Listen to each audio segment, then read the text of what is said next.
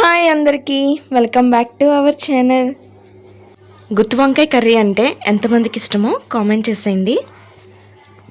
గుత్తి వంకాయ కర్రీ ఇలా మసాలాలు వేసి చేశారంటే చాలా టేస్టీగా ఉంటుంది.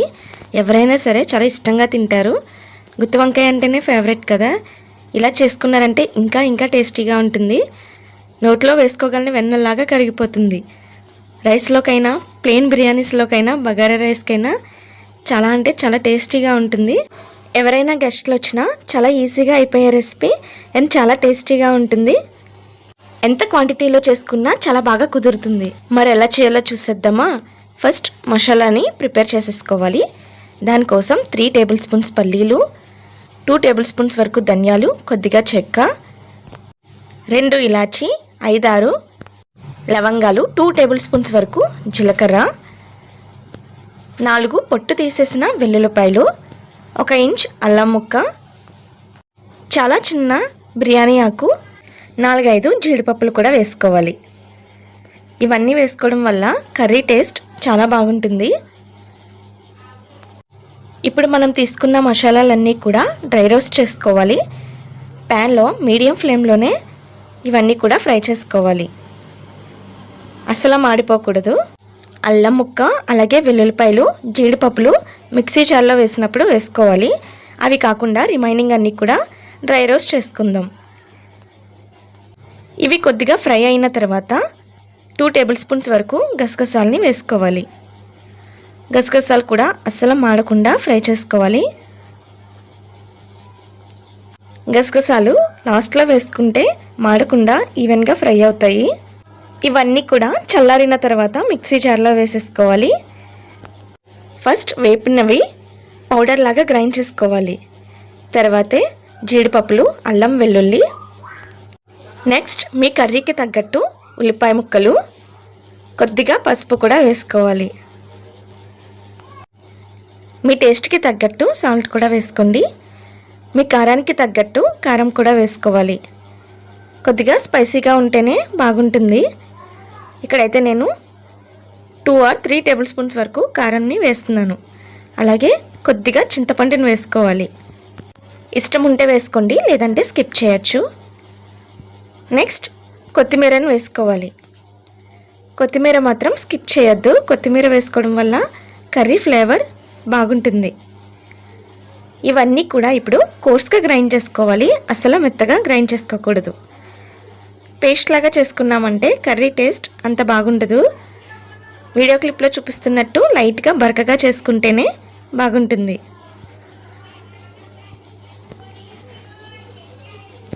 మసాలా కూడా ప్రిపేర్ చేసేసుకున్నాం కాబట్టి నెక్స్ట్ ప్రాసెస్కి వెళ్ళిపోదాం. ఇప్పుడు ప్యాన్లో 2 or 3 టేబుల్ స్పూన్స్ వరకు ఆయిల్ని వేసుకోవాలి. ఆయిల్ హీట్ అయిన తర్వాత మీడియం ఫ్లేమ్లోనే వంకాయల్ని ఫ్రై చేసుకోవాలి. గుత్తి వంకాయలాగా కట్ చేసుకోవాలి. వీడియో క్లిప్లో చూపిస్తున్నట్టు నిదానంగా ఫ్రై చేసుకోవాలి. అప్పుడే లోపల వరకు కూడా ఉడుకుతుంది. 2-3 మినిట్స్కి ఒకసారి టర్న్ చేస్తూ ఉండండి. ఈవెన్గా లోపల వరకు ఉడుకుతుంది. ఎక్కువగా ఆయిల్ వేసుకోకుండా 3 or 4 టేబుల్ స్పూన్స్లోనే మీకు ఎన్నైతే వంకాయలు పడతాయో అన్ని వంకాయల్ని ఫ్రై చేసుకొని నెక్స్ట్ బ్యాచ్కి అలా వేసుకుంటూ ఉండాలి.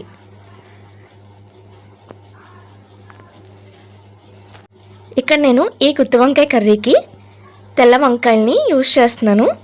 మీరు మామూలు వంకాయలతో అయినా చేసుకోవచ్చు.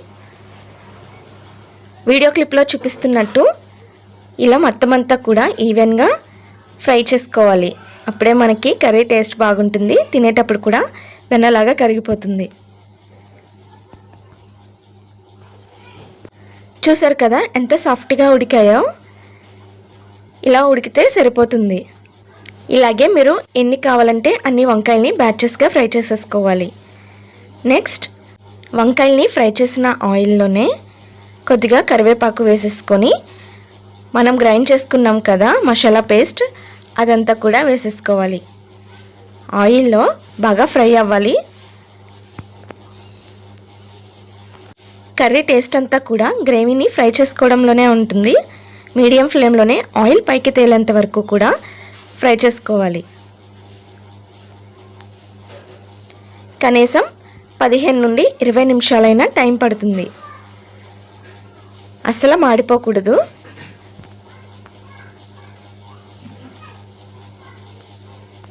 మధ్య మధ్యలో కలుపుతూ ఉండాలి, లేదంటే అడిగంటేస్తుంది.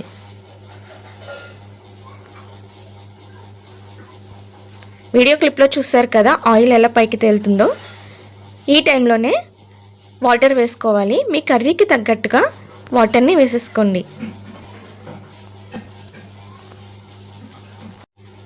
కర్రీ అంతా కూడా చక్కగా ఉడికి ఆయిల్ పైకి తేలుతుంది. అప్పటి వరకు కూడా ఉడికించుకోవాలి. ఆల్రెడీ వంకాయలు ఆయిల్లో చక్కగా ఫ్రై అయినాయి కాబట్టి ఎక్కువసేపు ఉడికించక్కర్లేదు. కర్రీ మరిగిన వెంటనే వంకాయల్ని వేసేసుకొని మీ కన్సిస్టెన్సీకి తగ్గట్టు దించేసుకుంటే సరిపోతుంది. వంకాయల్లోకి మసాలాలన్నీ కూడా బాగా వెళ్తాయి. అట్లీస్ట్ ఒక 10 మినిట్స్ అయినా వంకాయలు ఉడకనిస్తే సరిపోతుంది.